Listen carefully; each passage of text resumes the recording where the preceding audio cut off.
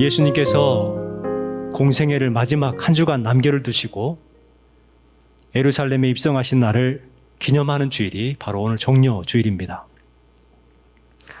그날 예루살렘 백성들은 예수님의 오심을 기뻐하면서 종려나무 가지를 흔들었어요. 종려나무는 히브리어로 타마르라고 하는데 그 뜻은 안식과 축복 그리고 번성을 뜻합니다. 참 좋은 말이죠. 그래서 시편 92편 12절 말씀에 보면 의인은 종려나무같이 번성하며 레바논의 백향목같이 성장하리로다. 이와 같은 말씀으로 기록이 되어 있습니다. 이 종려나무는 번성한다고 가리킵니다. 이것은 수평적인 성장입니다. 세상에서의 번성을 말하죠. 종려나무는 이와 같은 귀한 의미가 있고 또한 경배와 찬양의 의미를 가지고 있는 나무가 종려나무입니다. 종려주의를 맞이하신 여러분들의 삶이 종려나무와 같이 안식과 축복 그리고 경배와 찬양이 있는 영성의 삶이 되시기를 주님의 이름으로 축원합니다. 오늘은 예수님의 고난과 십자가의 죽음의 사건을 한번 살펴보고자 합니다. 우리가 읽은 본문은 다른 복음서와 다르게 예수님의 고난을 담담하게 묘사를 해놓은 내용입니다. 마가는 자신의 감정을 드러내지 않았어요. 자신의 생각을 넣지 않았습니다. 그저 단순히 예수님께서 당하신 그 고난, 또 당하신 그 현장, 그리고 군병들의 그 악한 행동들을 서열해 놓고 있습니다. 다른 복음서들은 대부분 과거형을 사용을 합니다. 반면에 마가는 현재형 동사를 사용하고 있습니다. 그래서 예수님의 고난과 그 십자가의 사건이 바로 지금 내 앞에서 이루어지고 있는 것처럼 전개되고 있습니다. 또한 카이라는 그리고 접속사를 사용하면서 서술형으로 기록을 하고 있는 것을 보게 됩니다. 17절 말씀부터 보십시오. 군인들은 예수님에게 자색 옷을 입힙니다. 그리고 가시관을 씌우고 갈대로 머리를 치고 침을 뱉고 절을 합니다. 희롱한 후에 자색 옷을 벗기고 그의 옷을 입히고 끌고 나가서 골고다라는 곳에 이르렀습니다. 그리고 십자가에 못 박고 옷을 나누기 위해 제비를 뽑습니다. 계속해서 현재형 동사를 사용합니다. 여러분, 침을 뱉었다가 아니 침을 뱉는다입니다. 골고다로 끌고 갔다가 아니고 끌고 간다. 십자가의 못을 박았다가 아니고 십자가의 못을 박는다. 말씀을 읽다 보면은 마치 그 사건이 지금 현재 내 앞에 이루어지고 있는 것처럼 느껴집니다. 말씀을 묵상하면서 생각나는 찬양이 찬송가 147장입니다. 거기 너 있었는가 그때에 주가 그 십자가에 달릴 때 오 때론 그 일로 나는 떨려 거기 너 있었는가 그때에. 이 찬양은 십자가 앞에 선 우리의 마음을 울립니다. 십자가 앞에서 두렵고 떨리는 마음으로 서게 합니다. 그렇습니다. 여러분, 신앙생활은 이 떨림이 중요합니다. 여러분, 혹시 신앙생활 하면서 두려움과 떨림이 있으십니까? 교회 오실 때에 여러분 떨림이 있습니까? 없다면 그 떨림과 두려움을 회복하시기 바랍니다. 하나님의 그 권능 앞에 두려움과 떨림이 있어야 돼요. 여러분, 이 시간에 이 예배만큼은 두려움과 떨림으로 서시기 바랍니다. 왜냐하면 이 두려움과 떨림은 우리에게 매우 소중해요. 빌립보서 2장 12절 말씀에 보면 이와 같은 말씀이 기록되어 있습니다. 같이 한번 읽어보겠습니다. 그러므로 나의 사랑하는 자들아, 너희가 나 있을 때뿐만 아니라 더욱 지금 나 없을 때에도 항상 복종하여 두렵고 떨림으로 너희 구원을 이루라. 우리에게 필요한 것은 바로 두렵고 떨림이 있는 거예요. 두렵고 떨림으로 예배 자리에 나와야 하고 예배 앞에 서야 하는 것입니다. 주님께서 우리에게 말씀하셨어요. 나 있을 때뿐만 아니라 지금 나 없을 때에도 복종하고 두렵고 떨림으로 너희 구원을 이루라. 여러분, 우리에게 필요한 것은 두렵고 떨림입니다. 십자가 사건은 2000년 전의 이야기가 아닙니다. 지금 우리 앞에 펼쳐지고 있는 실제적인 사건이죠. 마가는 그것을 우리에게 지금 이야기하고 있는 것입니다. 너희에게 전하는 이 복음은 2000년 전에 있었던 하나의 사건으로만 생각하지 말고 지금 당신들 앞에 펼쳐지고 있는 사건으로 받으십시오. 지금 우리 앞에 펼쳐지고 있는 이 사건, 그렇기 때문에 우리는 그 앞에 두렵고 떨림으로 서야 합니다. 지난 주일까지 모세에 관한 이야기를 했습니다.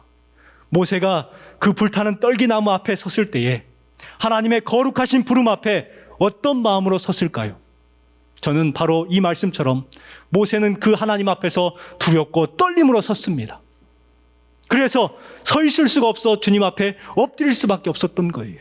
두렵고 떨렸기 때문에 그렇죠. 그리고 또한 두렵고 떨리는 마음으로 자기 신을 벗어버렸습니다. 그랬을 때에 구원의 완벽한 소망을 바라보게 되었고 비전을 갖게 되었습니다. 여러분, 하나님 앞에 두렵고 떨림으로 서십시오. 그 예배 시간 1시간만큼은 정말 하나님 앞에 두렵고 떨림으로 예배 자리로 나오시기 바랍니다. 그래서 두렵고 떨리는 마음으로 경배하시고 예배하시고 기도하시기 바랍니다. 왜냐하면 그 떨림이 있어야 구원을 이룰 수가 있는 것입니다. 우리는 지금 재앙의 때를 살아가고 있습니다. 온갖 재앙이 세상에서 벌어져요. 사람들이 너무나도 악해졌습니다. 그래서 환경을 두려워하고 세상을 두려워하는 때가 되었습니다. 그러나 여러분, 우리는 환경 두려워하고 세상을 두려워하고 걱정하는 것이 아니라 하나님을 두려워하고 하나님 앞에 떠는 모습으로 살아가는 것이 진정한 살 길이라는 것을 기억해야 합니다. 마가가 예수님의 그 순환과 고난을 기록하면서 가장 아프게 생각했던 것이 한 가지가 있었던 것 같습니다. 마가가 강조하는 부분이 바로 있었다는 것이죠. 마가가 강조하는 것은 예수님을 향한 백성들의 조롱과 모욕이었습니다. 예수님께서도 아마 채찍질을 당하는 거나 십자가에 못 박히는 그 아픔보다 더 힘들었던 것이 그동안 자신과 함께했고 자신을 따랐던 그 백성들의 조롱의 소리와 비방의 소리였을 겁니다. 사실 그렇습니다. 죽음보다 더 힘든 것은 모욕과 부끄러움이죠.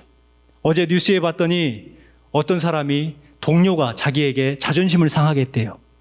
그래서 길거리에서 무참하게 죽였습니다. 자존심을 상하게 했다는 거예요. 뭐 돈을 가져간 것도 아니고 나를 때린 것도 아니고 나에게 무슨 문제를 준 것도 아닌데 내 자존심을 상하게 했다고 죽였다는 거예요. 그러나 예수님께서는 계속해서 그와 같은 모욕을 당하시죠.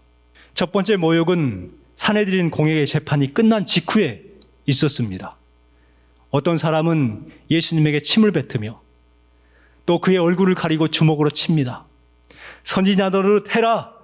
라고 하면서 조롱합니다. 그리고 그 옆에 서 있던 하인들조차 손바닥으로 예수님을 쳤습니다. 침을 뱉고 얼굴에 침이 범벅이 됐습니다. 주먹으로 치고 하인들이 그렇게 손바닥으로 치는 조롱, 얼마나 견디기 힘들었을까요? 두 번째 모욕은 빌라도의 재판 이후에 있었습니다. 오늘 본문 16절부터 20절까지 말씀에 보면 군인들이 예수님에게 자색 옷을 입히고 가시관을 씌웁니다. 경례를 합니다. 갈대로 머리를 칩니다. 침을 뱉어요. 희롱을 합니다. 이리저리 끌고 다니다가 결국 십자가에 못을 박습니다. 온갖 참아내기 어려운 조롱과 핍박과 고난을 당해야 했습니다. 그 어디에도 인권이라는 것은 찾아볼 수가 없습니다.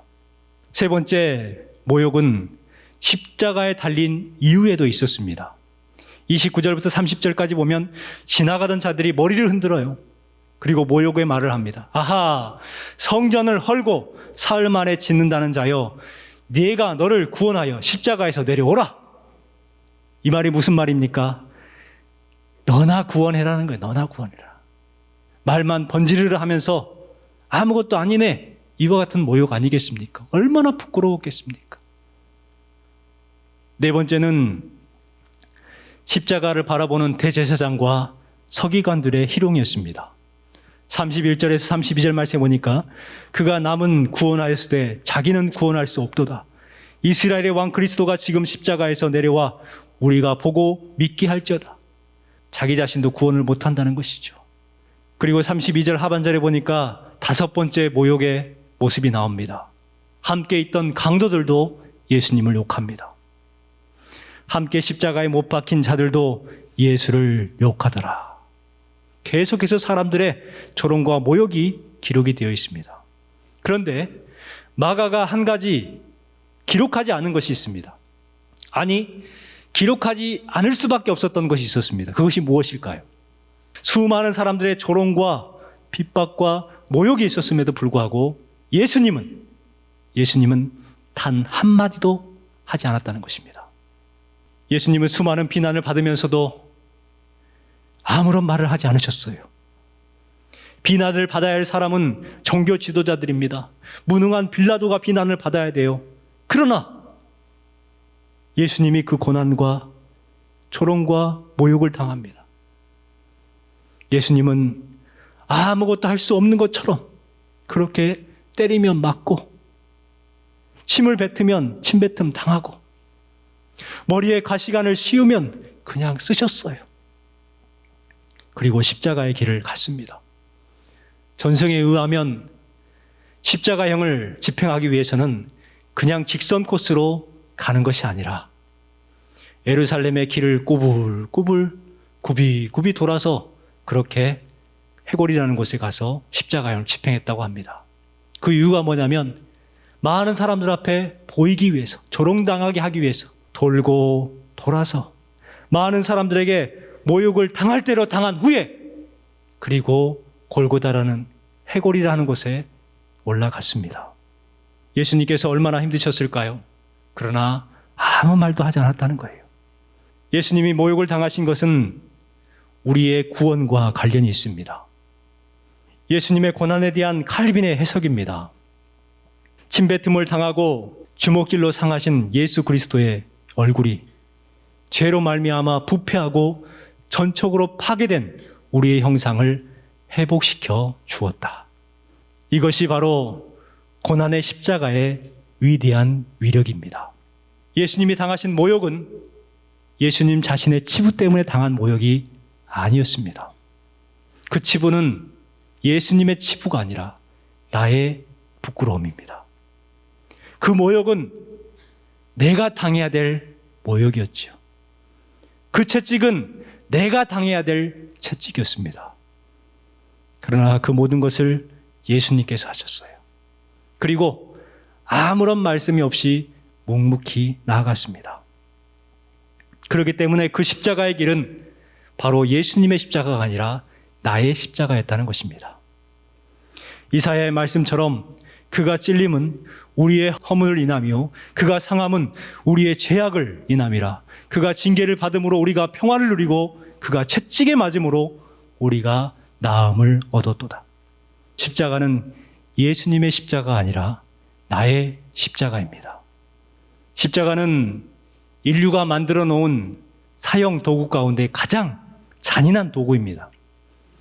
십자가는 단단한 감람나무로 만들었다고 그래요. 그리고 길이는 20cm가 넘습니다. 그 대못을 갖다가 손목에 그리고 발목에 박습니다. 십자가에 달린 죄수는 장시간 동안 고통당하며 고함을 지르다가 생을 마감합니다. 그런데 잘 죽지 않는 그러한 죄수들이 있다고 그래요. 그러면 군병들은 몽둥이를 가지고 와가지고 그 죄수의 다리를 부러뜨립니다. 그러면 버틸 수가 없으니까 축 처지는 거예요. 축 처지면 이제 흉부가 압박되기 때문에 숨을 쉴 수가 없게 되는 거예요. 결국 호흡곤란으로 죽게 됩니다. 그래서 잠잠해지면 군병들은 그냥 끝내는 것이 아니에요. 창을 가져다가 옆구리를 찌릅니다. 예수님께서 당하신 십자가는 이렇게 잔인하고 무서운 것이었습니다. 그러나 그 십자가는 예수님의 십자가가 아니었습니다. 바로 나의 십자가죠. 세례 요한이 뭐라고 외칩니까? 보라, 세상 죄를 지고 가는 하나님의 어린 양이로다. 여러분, 그 외침처럼, 그 모습처럼, 그 모습 그대로 예수님은 세례 요한의 죄를, 나의 죄를, 그리고 세상의 모든 사람들의 죄를 지고 가셨던 것입니다. 그러나 예수님의 십자가의 그 고통은 그저 고통으로 끝나지 않았어요. 우리에게 구원을 이루어내셨습니다. 이사야 53장 7절 말씀입니다. 같이 읽겠습니다. 그가 곤욕을 당하여 괴로울 때에도 그의 입을 열지 아니하였으며 끌려가는 어린 양과 털 깎는 자 앞에서 잠잠한 양같이 그의 입을 열지 아니하였도다. 그의 입을 열지 아니하였도다. 입을 열지 아니하였도다. 입을 열지 않음으로 주님께서는 구원을 이루어 내셨습니다. 이제 우리는 죄의 무거운 짐을 내려놓을 수가 있게 되었습니다.